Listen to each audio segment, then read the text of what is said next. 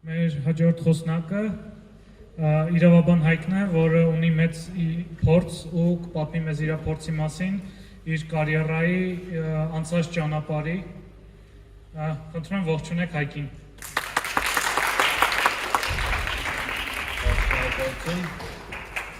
Նորմալ լսվում է։ Իսկ եթե չվերցնեմ միկրոֆոնը ուղղակի բարձր խոսեմ, լսում եմ վերջում։ Լավ։ Ну, Ռուբենը ինչպես ներկայացրեց, անունս Հայկ է, ես իրավաբան եմ, աշխատում եմ Ռուբենի հետ, ծանոթով եմ եկել ստեղ ու ըստ դրա կպատմեմ ինչ է իրավաբանի մասնագիտությունը, ինչու դառնալ, ինչու չէ ու առհասարակ իմաստ ունի այս դարում իրավաբան դառնալ թե չէ։ Մինչև սկսելը ես երեք Ռուբենից իմացա, որ ինքը ուսումնասիրություն են արել ու ամենապահանջված մասնագիտությունը իրավաբանն է դուրս եկել ու նոր ինձ մեր արգիշտին ասաց, որ ինքն էլ է ուզում իրավաբան դառնալ։ Ով կա էլ, որ ուզում է իրավաբան դառնալ։ Իսկապես ամենապահանջվածն է, հա։ Ինչու՞։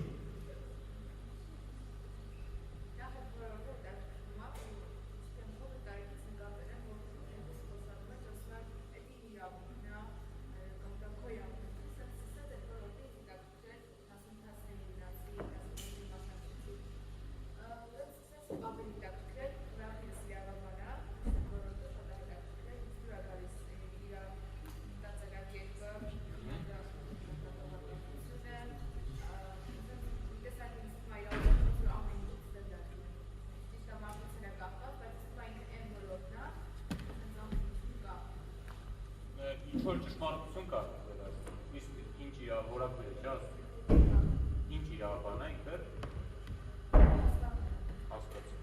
Ես տենց էլ պատկերացրեցի այդ բանը։ Արգիշտի ջան, դու ինչ ես ուզում իրավաբան դառնալ։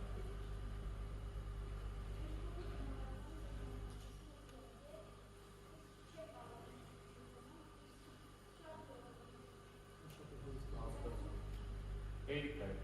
էլով էր ուզում դառնալ։ Դες դուք ինչ եք ուզում դառնալ։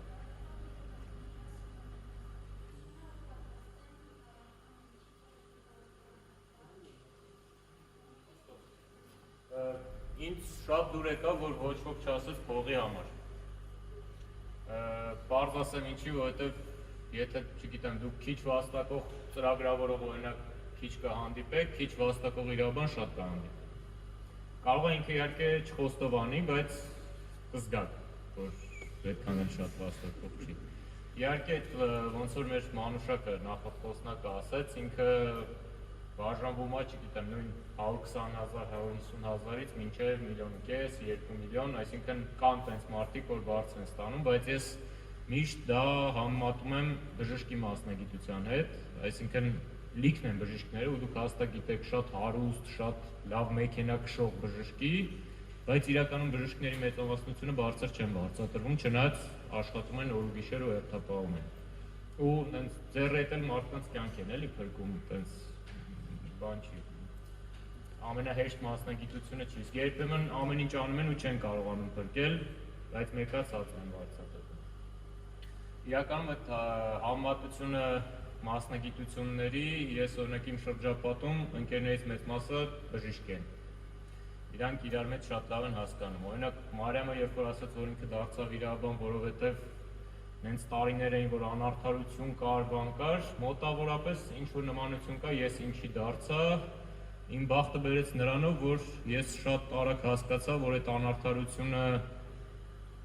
երևի իսկապես կա, բայց հետո ընկալեցի, որ հա, իսկապես կա, բայց ես չեմ կարող այն արդարությունը փոխեմ, այսինքն մենք համարում ենք, որ անարդար է կյանքը, որովհետև մենք գնում ենք այն կանխավարկածից, որ աշխարհը սենց է կառուցված, իսկ իրականում ինքը լրիվ ուրիշ ձև է կառուցված, որ նայում ենք այդ լրիվ ուրիշ ձևով ամեն ինչ շատ արդար է։ Օրինակ, եթե, չգիտեմ, հանքարդյունաբերությունը փող բերող գործ է, ինքը հաստատ գոյություն ունենալու է։ Այդ դեռ ամենավատ բանը չասեցի։ Օրինակ, ես աշխատանքի բերումով աշխատել եմ գրեթե բոլոր խոշոր հանքարդյունաբերող ընկերությունների համար Հայաստանում, Թեղուտից սկսած, պղնձամերու մոլիբդենային կոմբինատով շարունակած, սոտքի հանքավայրով, նույնիսկ Լիդիանի համար եմ հասցրել աշխատել ու այդ ինձ կյանքում ինչ որ տենց մեծ դիսկոմֆորտ չի պատճառել, որ այդ բնապահպանության առումով վատ բան է։ Միևնույն ժամանակ, օրինակ, ես սկզբունքային չեմ աշխատում ոչ մի բուկմեկերական ընկերության հետ, չնայած իրանք շատ ավելի բարձր են վճարում, ես տենց դա համարում եմ չարիք ու այդ մի իմ լումանենա, որ ես իրանց համար չեմ աշխատել։ Նույնիսկ չի ես չաշխատեմ լիք ուրիշ մարդ չի աշխատելու կամ եթե այնտեղ իր բան չլինի քանդվելու է ամեն ինչ, բնականաբար տենց չի, բայց հիմա ես էլ այդ փոքր սկզբունքն ունեմ, որ իրանց համար չեմ աշխատում։ Լավ, սկսենք ոնց ես դարձա իրավաբան։ Ես օրինակ շատ չեմ հիշում այն պահը, երբ որ ես որոշեցի դառնալ, դրա պատճառը ավելի պրիմիտիվ էր, ոնց որ դուք ունեք որակույր, որը իրավաբան է, իմ ընտանիքում էլ կային իրավաբաններ, մասնավորապես մեծ եղբայրս։ 4 տարի ինձնից մեծ էր, ինքը դարձավ, հետո ես էլ տենց կրթության բանով գնացի այդ ուղղությամբ, ավարտել եմ ֆրանսիական համալսարանը, հետո գնացել եմ Ֆրանսիաներում եմ սովորել,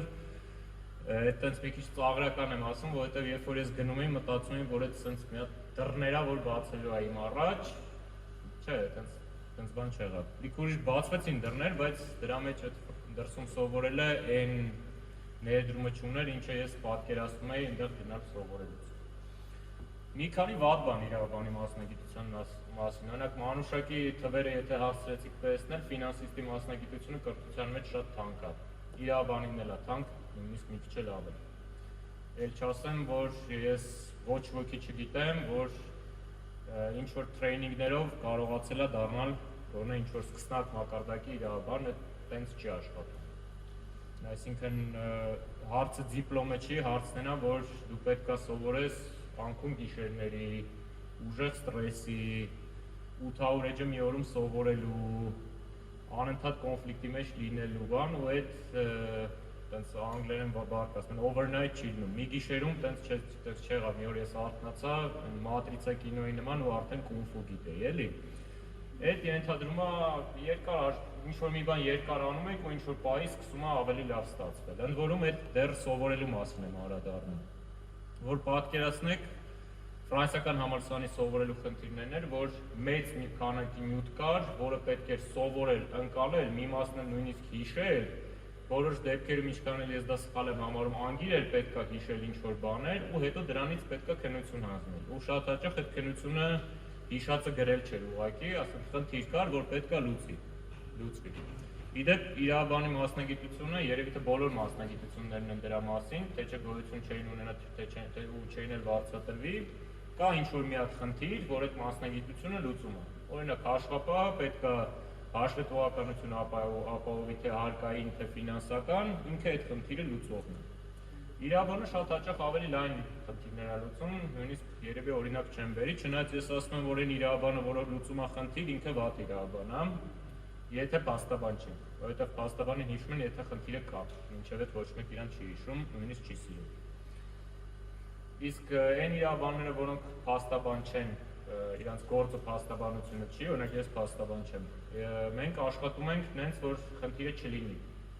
Այսինքն համարում է, որ դու քո գործը լավ ես արել, եթե գործը տանելուց հետո քեզ երբեք էլ չեն հիշել։ Դու քո գործը արել ես, կարող է նույնիսկ այդ գործը քեզ տվող ու վճարող անիմաստ լիքը փող տվեցինք դրան, չգիտեմ ինչ արեց, մի հատ թուղթ սարքեց, կարող են դա։ Ոնց։ Չէ, ես նկատի չունեմ վատով կամ լավով հիշել։ Չզանգեն քեզ, չասեն, բայց ինչ արեցի։ Սենց ասեմ, հազվադեպ լինում է։ Այսինքն ես չեմ ասում, որ քեզ առասարակ չհիշեմ, որովհետև արածդ գործը միշտ պետք է բացատրես, ինչի է այս մի բանը արած սենց։ Բայց այն առումով, որ հիշեմ, որ խնդիր կա, նշանակում է դու ինչ-որ մի բան այն չես արել, չնայած ոնց որ ծրագրավորման մեջ միշտ բագեր լինում են, դրանից անհնար է խուսափել, իրավաբանության մեջ է դու ամեն ռիսկ չես կանխատեսի ու չես փակի, էլի, այդ չկա տենց մարդ։ Ու հետո ամեն մեկս մեր ապրած կյանքի ու մեր փորձառության գերին ենք, մենք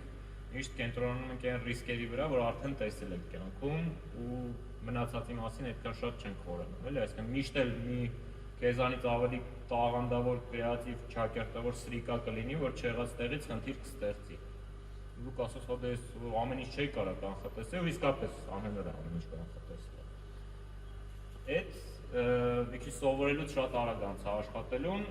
սովորելը իրավաբանությունը, ես ասում մարդ չգիտեմ, որ առանց դիպլոմ իրավաբանություն է, իրավաբան աշխատում, կա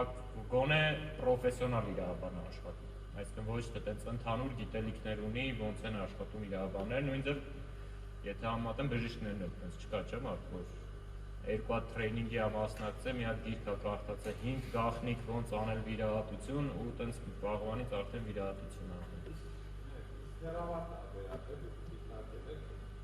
Հեռավար աշխատանքի թե ուսուցման։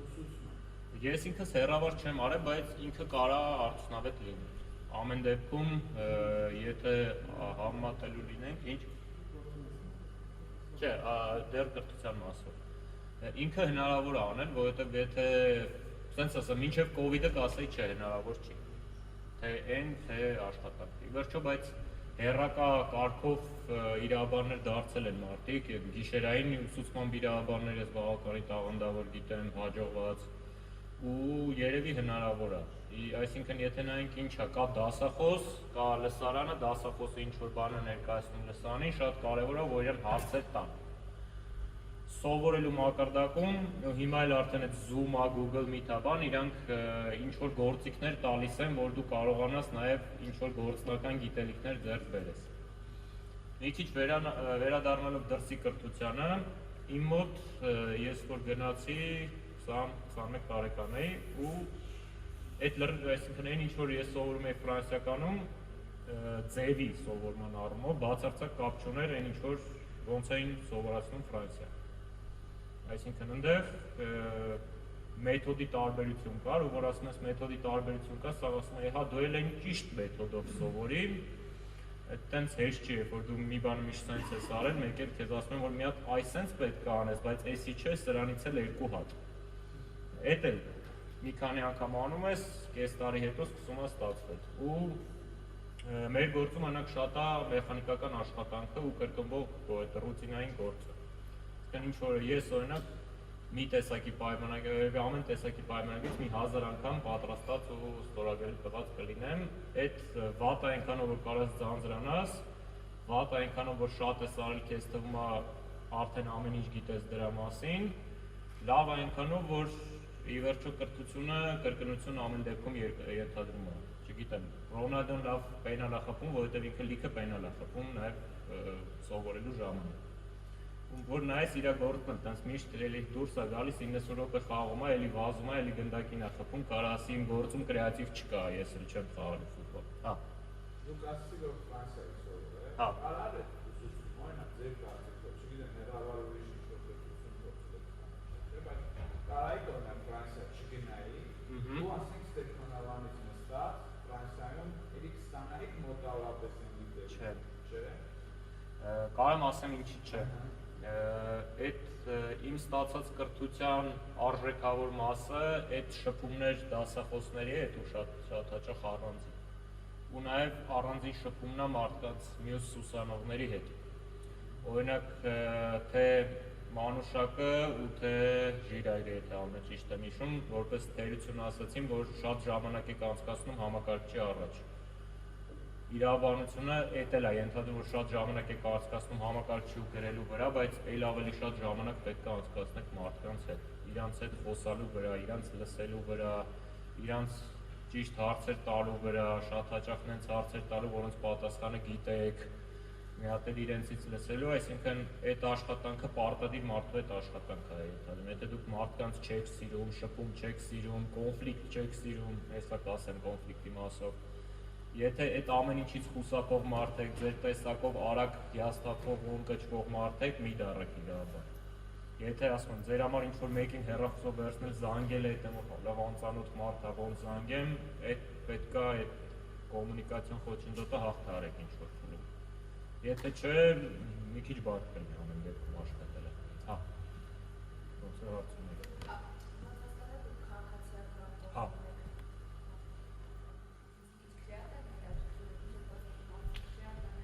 Քրեականում ես չեմ աշխատել, բայց շատ սովորել եմ իրականում։ Քրեակը եթե կոնֆլիկտի մասին ասացի, օրինակ ինչ որ առումով տեսեք, ես նորմալ եմ, չէ՞, ընկալում, որ պետքա որ հանքարդյունաբերողների վրա էլ կարելի աշխատել, նույնիսկ պետքա նորմալ ընկալեք, որ կարող է ձեզ վարձատրող մարդը մարդասպանալ։ Նո, իսկական հանցագործ է։ Մարդասպանը մի օրինակ կարող վերենք, բայց Այն որ ինքը հանցագործ է, այդ չի նշանակում, որ ինքը մարդ չի, էլ ուրեմն վերջ իրան չի կա արգելված է իրան պաշտպանել, այդպես պետք է թողել, որ այն մյուս կողմում աշխատող իրավաբանը, օրինակ դատախազը,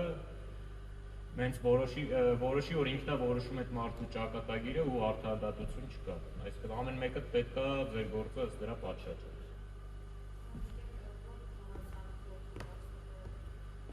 Ես իրականում տենց թե ֆրանսիական խորհուրդ կտամ, թե ամերիկյան համալսարանը, թե պետական համալսարանն է։ Մանավանդ քրեական իրավունքի մասով պետական համալսարանում շատ ավելի կայացած դպրոց կա։ Քաղաքացիականով չկա, որովհետև այդ ձևավորված դպրոցը ինքը երկար տարիներով է ձևավորվում, ըստ դրա պետական համալսարանը ավելի շուտ է գոյություն ունեցել, խորհրդային միության ժամանակ եղել է քրեական իրավունք, մի քիչ ավելի դաժան ա եղել, քան հիմա է, բայց այդ սկզբունքների իմաստով այդ դպրոցը այնտեղ ավելի ձևավորվել է։ Իմ բախտը բերել է այնքանով, որ իմ դասախոսն է քրեականի լավ է եղել, ու լավ դասախոս չի ասի, բայց պինդ ու ազդեցիկ մարդ ամեն դեպքում, ու ինքը ստիպում էր, որ իր առարկան պետք է լավ իմանա։ Ֆրանսիական համալսարանում եմ սովորել, Հայաստանի ֆրանսիական համալսարանում եմ սովորել, իմ դասախոսը։ Ֆրանսիայել եմ գնացել, հետո ես մի հատ է չավարտած ասպիրանտուրա անեմ նույն Ֆրանսիայում, որի համար մեծ բան չեմ արել, դրա համար ես չեմ համարում որպես կրթության մասին, էլի։ Իսկն հա, վիրաբանությունը ենթադրում է երկար տարիների կրթություն, 6-ից 10 ու նաև ինքը թանկ է։ Ենթադրում եմ, ես որ սովորում էի, 2006 թվին եմ ես ընդունվել ֆրանսիական համալսարան, իմ ուսման վարձը 400,000 էր, ես վերջերից էի օգտվում, բայց ենթադրում եմ, այդ նշանակում է, որ հիմա 1 միլիոն դրամը հաստատ անցնում է։ Այսինքն պատկերացրեք, որ 4 տարի, 6 տարին այդ մի 10 քանի հազար դոլարի կարգի գումար է լինելու, ով էլ, որ ասեմ, չգիտեմ, ենթադրում եմ, այդքանով կարելի է Ստեփանավանում տուն առնել։ Տեղից մի քիչ հարց է առաջանում Էլումապետ գետկրթությունը, որ պատկերացնեք, ես իմ կրթության վրա դրանից շատ ավելի շատ եմ ծախսել ու ինչ-որ պահի ես էլ եմ մտածում, որ այդքան փող գնացի ծախսեցի, երբ այդ փողը հետ գալու, արդեն հետ եկել է, ասենց ասեմ, բայց այդ մոտապես հետ եկես փոքր կաթիլներով, հետո մի հատ մեծ վեդրոյով, հետո էլի փոքր կաթիլներ, ինչ-որ էլի տենց բաղում, ինքը տենց չի, որ ամեն ամիս ստաբիլ այդ դույլը լցվել է, էլի միշտ ինչ-որ լինում են սևգից ու սպիտակից բոլորի մոտ է լինում են։ Լավ, բայց ավելի շատ խոսենք ինչ են մարդիկ սխալմամբ ուզում իրավաբան դառնան, մեր ժամանակ որ հարցնեք ինչ եք ուզում, առաջի պատասխանը ինչ որ միշտ մեկումներ բարեկամ, որ իրավաբան է պարտադիր, այդ առումով ոնց հասկացա շատ բան չի փոխվել, մյուս տարածված բանն է, որ ես ուզում եմ իմանամ իմ իրավունքները։ Դրա համար պետք չի իրավաբան լինել։ Եթե 15 տարի առաջ օրենք գտնելը խնդիր էր, այսինքն ամեն մեկը չէր որ կարող հասանելիություն ունենալ ինչ-որ օրենքի, հիմա շատ հեշտացել է։ Կա այդ Arlis-ը, ինքը բոլոր օրենքները կան, մի քիչ խնդիր է օգտվել ընդեղի բանից, search-ից, ինքը դրա որոնումը մի քիչ կարա բարդ լինի, բայց հիմնական օրենսգրքերը հենց առաջի էջում դրած են։ Այսինքն այդ առումով կարող է մի քիչ բարդ լինի հասկանալ այդ ինչա գրած ու ինչերեն է գրած, չնայած առաջի այսքից հայերեն է գրած, բայց մեկ-մեկ կարդում ես չես հասկանում։ Ինչա ընդ որում ես մինչև հիմա կան բառեր, որ կարդում եմ մի 6-7 անգամ, որ հասկանամ։ Այդ միշտ չի, որ գրողը անգրագետ մարդ է, դրա համար է տենց գրել։ Շատ հաճախ ինքը ինչ-որ նպատակ է ունեցել տենց բարդ գրելու։ Ու օրինակ շատ մեծ խնդիր, որ ասում եմ պետք է շատ շփվել մարդկանց հետ, անընդհատ լսել ու խոսալ, իրանց բացատրել։ Օրինակ ես որ ինչ-որ պայմանական ինչ-որ պայմանագիր եմ սարքել իմ գործատուի համար, ես հետո պարտադիր ասում եմ այս որ գրել եմ սրա համար, ինքը տենց բան չի, խատելկա չի, ինչ-որ կապրիս չի, որ տենց ուզեցել եմ մեջը տենց բան գրած լինի, ինքը ունի կոնկրետ այս նպատակը։ Ու հաճախ պետք է իրավաբաներենից թարգմանել հասարակ հայերեն լեզվի։ Ու եկանք հասարակ հայերեն լեզվին։ Անգլերեն իմանալը, եթե մնացած դեպքերում ամենակարևորն էր, ամենապարտադիրն էր բան, ստեղ անգլերեն իմանալը ձեզ կարա, չգիտեմ, պայմանական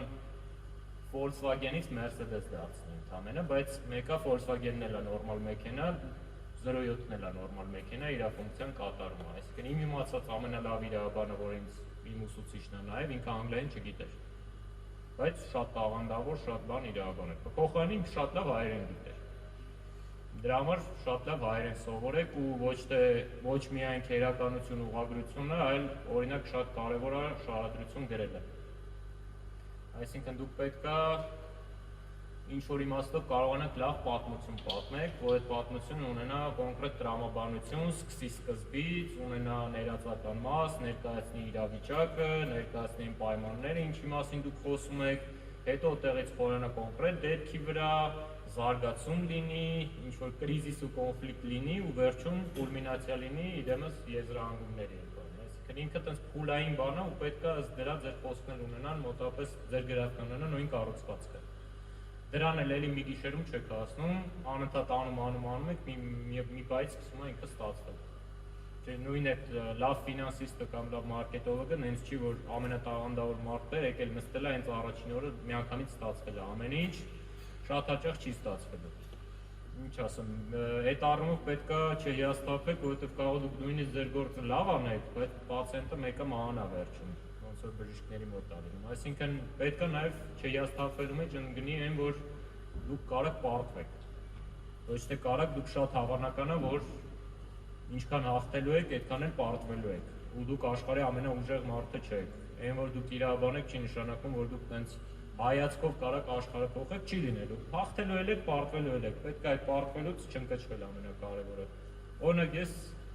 չնայած փաստաբանության շուտ բանից չեմ զբաղվում, բայց օրինակ ավելի շատ պարտվել եմ իմ գործերով, քան հաղթել եմ։ Այդ ընդամենը 10 գործի մասին է, բայց զուտ քանակային հա։ Ու եթե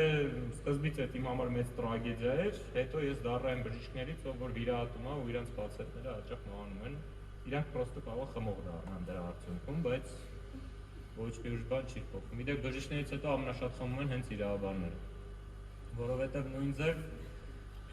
սովորացնելուց շատ են ասում, որ դուք տենց կոստյում շալվարով պետք է լինեք, շատ, չգիտեմ, հարթուկած սառոճկեքով,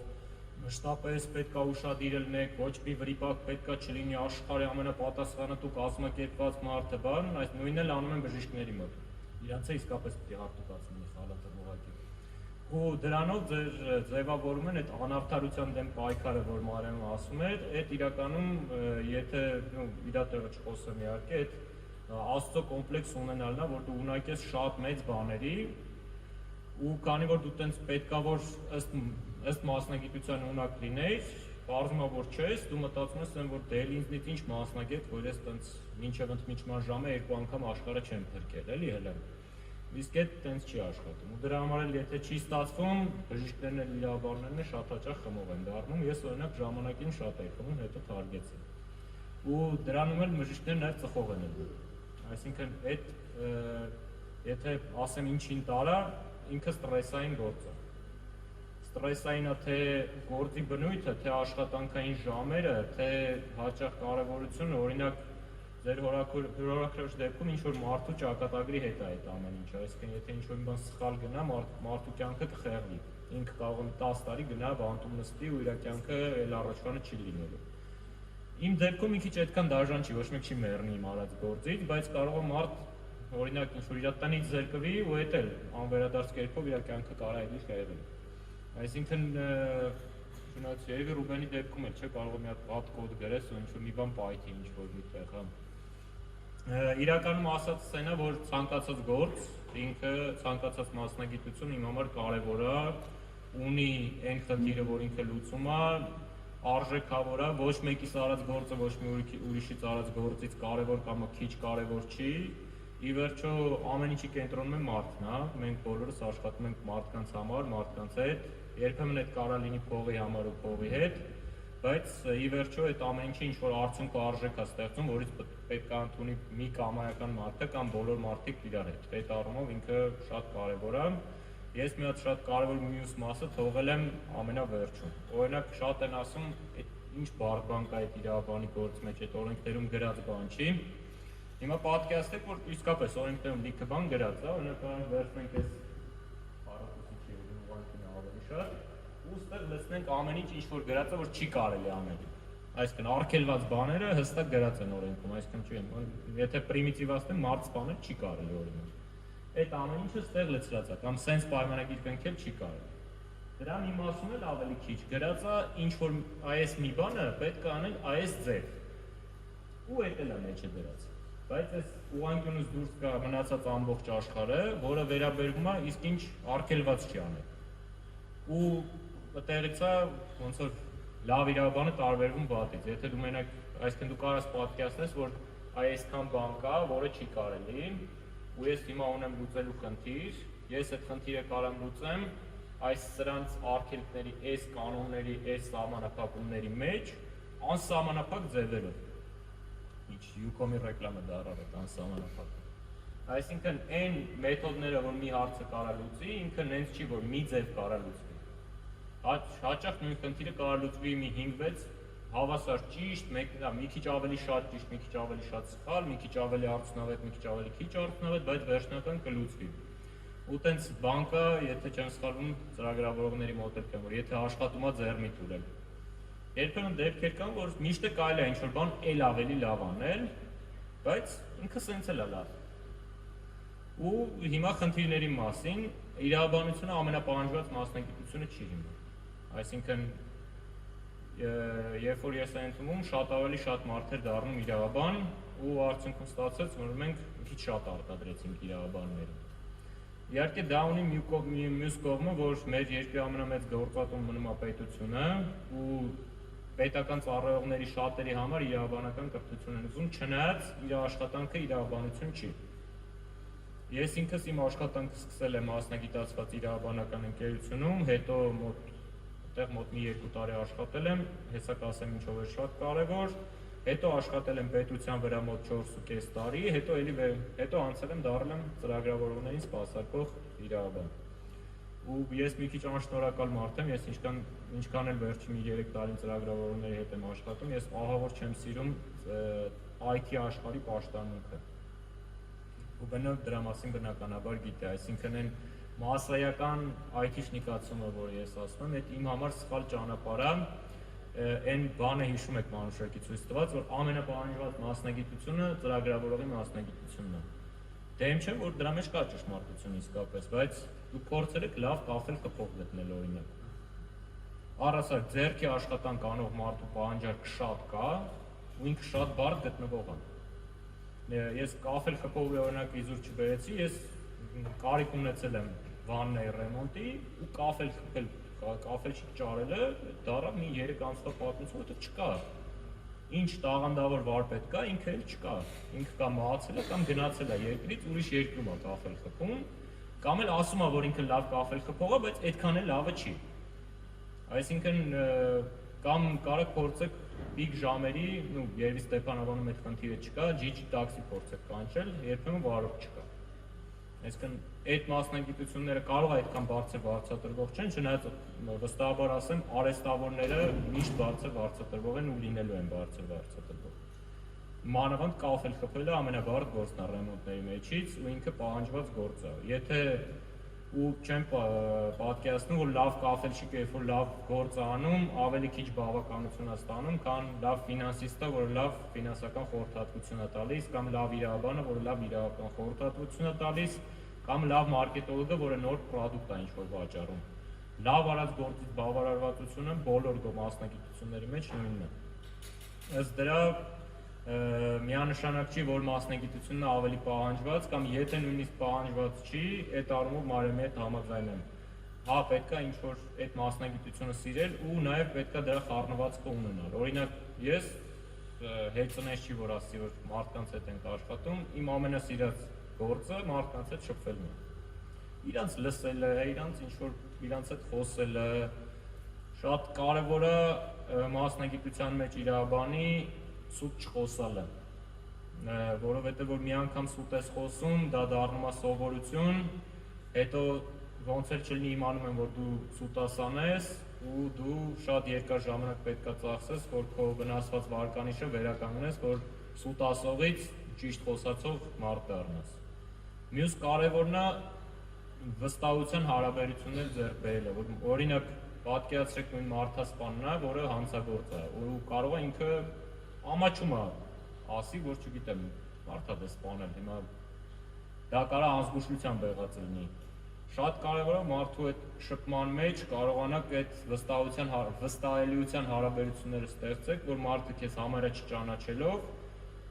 պատմի նենց ամեն ինչ ասի նենց ոնց որ եղել է ու քեզանից համաչի չքաշվի։ Դրա համար պետք է փորձեք ավելի մարդամոտ լինել։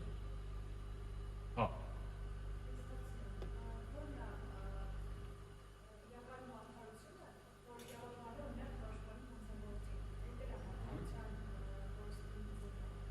Ասեմ, կարող ասեք, որ ինքը անարդար է, որ իսկ կարող է նկատի ունեք, որ լավ փաստաբան ունեցող մարդասպանը մեկ-մեկ պատասխանատվություն չի կրում։ Այսինքն զուտ ձեր համար տարօրինակ է, որ ինչ որ մարդասպան պետք է պաշտպանության իրավունք ունենա։ Լավ, մարդասպանի դեպքում պատկերացրեք մարդասպան է, բայց ինքը սխալվել է կյանքում։ Կամ այդ պահին ծանր հոգեբանական վիճակում է ունեցել։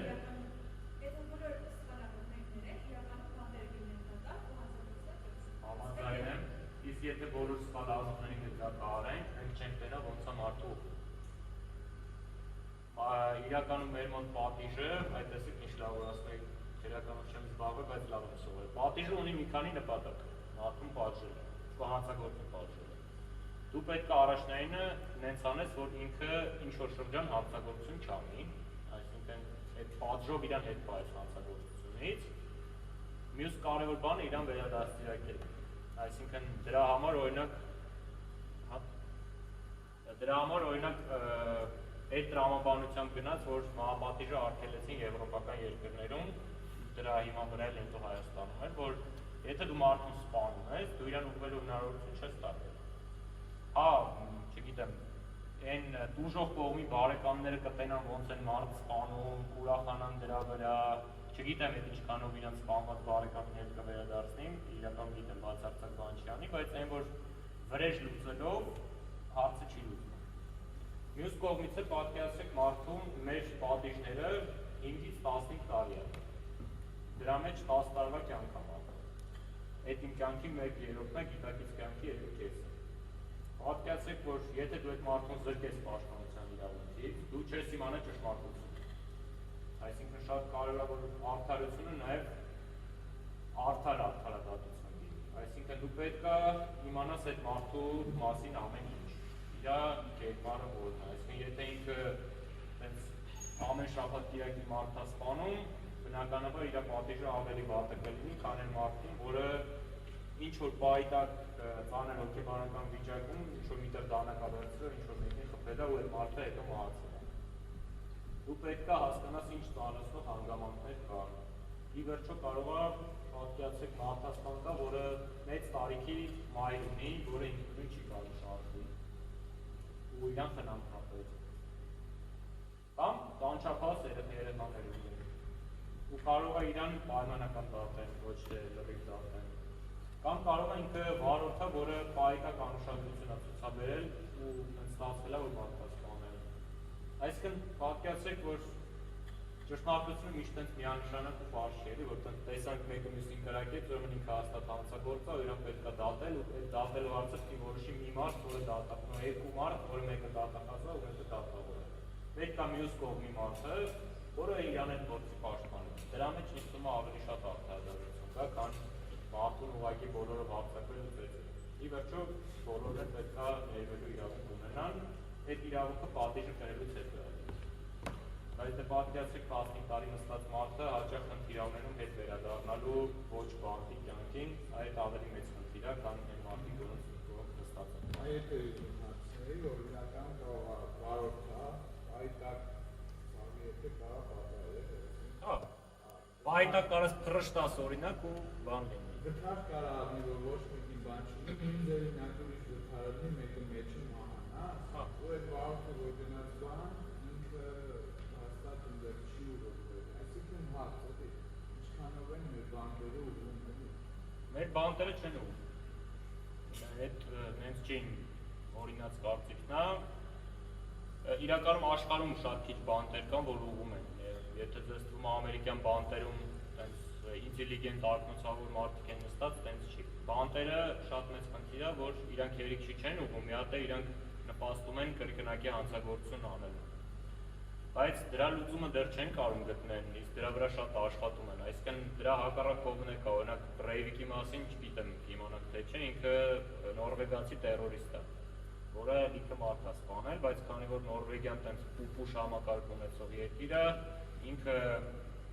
չի բացառում ձեզանից լավ պայմաններում է ապրում, PlayStation ունի, հեռուստացույց ունի, բանտում կրթություն է ստանում եւ այլն, ու այդ հակառակ բանն է զայրույթն է առաջացնում, որ կարող է մենք էլ գնանք մարդ սպանենք տենց, էլի ոնց որ ված չեն ապրում մարդասպանները։ Բայց դրանից մեկը ոչ մեր բանտերում, ոչ դրսի բանտերում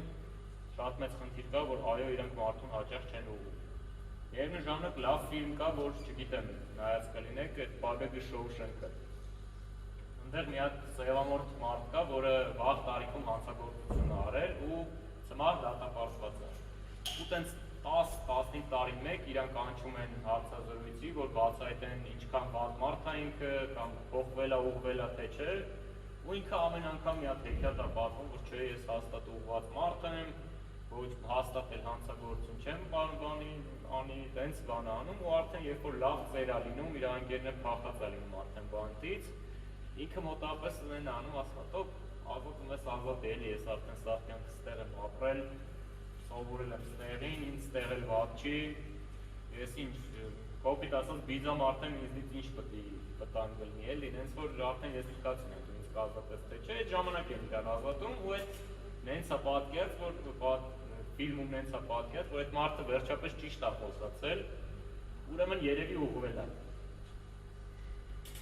Ու այդ ֆիլմի զուտ մի հատված է, եթե ֆիլմը չեք նայել, շատ լավ ֆիլմ է, ինքը եթե չեմ սխալվում, ամենալավ երկրորդ ֆիլմն է Կրոնացիացից հետո ճանաչվել։ Այն ռեյտինգներով է զուտ, չնայած այդ ռեյտինգները մեծ չի, որ մեկը կհավանի, մեկը չէ։ Բայց դուք անպայման նայեք այդ ֆիլմը, որովհետև այդ ֆիլմը հենց հանցագործի մասին է, ոնց է ինքը ուղղվում, ու հանցագործի մասին է, որը վատ պաշտպանության արդյունքում հայտնվել է դատարանում, որը իրականում հանցագործ չի։ Մի հատ էլ ուրիշ ֆիլմ ասեմ նայեք, Զիլոնե միլերը կոչվում։ Այնտեղ սպանում են մարդու, մահապատժի են ենթարկում, որը մեղավոր չէր։ Երիք չմեղավոր չէր, մի հատ էլ լիք ուրիշ մարդկանց փրկել է բանտում ըլլում։ Ինքը ավելի տենց ֆանտաստիկ ֆիլմի ժանրից է, բայց ուրիշ բան ասեմ, որ քիչ նայեք ամերիկյան սերիալներ իրավաբանների մասին, իրանք լավ սերիալներ են, բայց իրանք իրականության հետ կապ չունեն։ Ինքը տենց սիրուն պատմություն է, էլի, կյանքում միշտ չի, որ տենց է լինում, ավելի հաճախ գրեթե երբեք էլ տենց չի լինում։ Այդքան է։ Ես երևի ավարտեցի արդեն։ Ասում պետք չէ։ Հա, կներեք։ Հարցեր եթե ունեք, ես ոնց որ թե օգուներ տվեց հարցը։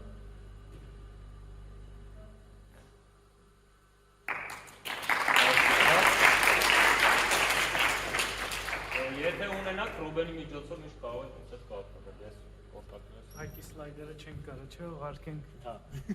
Բայց կոնտակտներ։ Հայկի սլայդերը